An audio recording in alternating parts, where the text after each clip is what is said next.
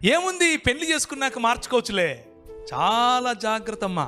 కనీసం వారానికి ఒకరు నాకు ఫోన్ చేస్తారు, అన్నా ఇలా వివాహం జరిగిపోయింది, మావాడు ఇంకా రక్షణలో లేడు, చాలా బాధపడుతున్నాం. ముఖ్యంగా సహోదరులకు చెప్తున్నా, take a stand my sister. అవతలి వ్యక్తి యేసు ప్రభువును నమ్మి రక్షింపబడినటువంటి విశ్వాసి అయితే తప్ప మీ జీవితాల్లో వారిని అనుమతించకండి. మీ పెద్దల ప్రెషర్ అయినా సరే, మీ కులం యొక్క ప్రెషర్ అయినా సరే వారితో మాట్లాడండి, కానీ ఇలాంటి దేవుని వాక్య విరోధమైనటువంటి వాటిని మీ జీవితంలో అనుమతించకండి. Same thing with young boys, యవనులు. చాలాసార్లు ఈ ఉదాహరణ చెప్తూ ఉంటాను. మిద్దెకి ఒక ఆయన తాడేసాడంట కిందోడికి. ఒరే పట్టుకొని ఎక్కరా అంటున్నాడు. ఎక్కేవాడు గుంజితే పైనోడు పడతాడా, లేకపోతే కిందున్నోడు గుంజితే పైనున్నోడు గుంజితే కిందోడు పైకి వస్తాడా? ఆత్మీయతలో కూడా అంతే. నీ స్థాయి ఏంటి? ఇశ్రాయేలు, నీ భాగ్యం ఎంత గొప్పది, యెహోవా రక్షించిన నీ జీవితం ఎంత గొప్పది.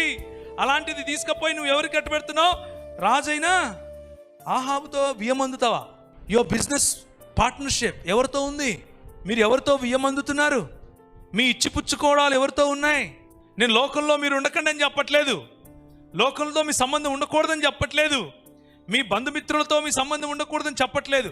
కానీ మీ కుటుంబాలను నియంత్రించేంతగా వారిని లోపలికి రానివద్దు. మీ కుటుంబాన్ని, మీ ఫెయిత్ను నియంత్రించేంతగా వారి ఇన్ఫ్లుయెన్స్, వారి యొక్క ప్రభావం, అది కులమైనా సరే, అది మతమైనా సరే, అది ప్రాంతమైనా సరే, భాష అయినా సరే, ఏదైనా సరే, బంధువర్గమైనా సరే, let nothing control your faith in the lord Jesus Christ. యేసు క్రీస్తుతో మీకున్న సంబంధాన్ని ఇవేవీ కూడా నియంత్రించకుండా ఉండేందుకు మీరు సిద్ధపడాలి. దాన్నే పరిపక్వత అని అంటారు. ఇశ్రాయేలు రాజు యెహోవా యుద్ధ విచారణ చేయుటకు ఇమ్లా కుమారుడైన మికాయా అను ఒకడు ఇచ్చట ఉన్నాడు. అయితే అతడు నన్ను గూర్చి మేలు ప్రవచింపక నిత్యము కీడునే ప్రవచించుచున్నాడు. వాక్యం చెప్తే ఈయనకేమనిపిస్తుంది? కీడు వినిపిస్తుంది. వాక్యం చెప్తే ఏమి వినిపిస్తుంది? కీడు వినిపిస్తుంది. ఎవరికి? రాజు అయినటువంటి ఆహాబుకు. శిష్యులకు వాక్యం చెప్తే ఏమనిపిస్తుంది? సరి చేసుకోవాలనిపిస్తుంది. ప్రోత్సహింపబడతారు, కట్టబడతారు, ప్రభువులో బలమొందుతారు.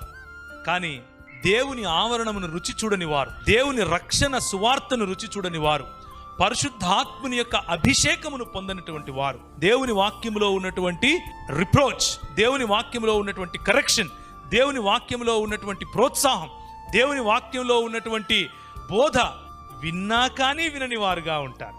వారికి ఏమనిపిస్తుంది? అది వీడెప్పుడూ నా గురించి మంచి చెప్పడరా, వీడెప్పుడూ నన్ను తిడతానే ఉంటాడు అని అనుకుంటారు. పరిపక్వత లేమికి ఉన్నటువంటి తేడా ఇది.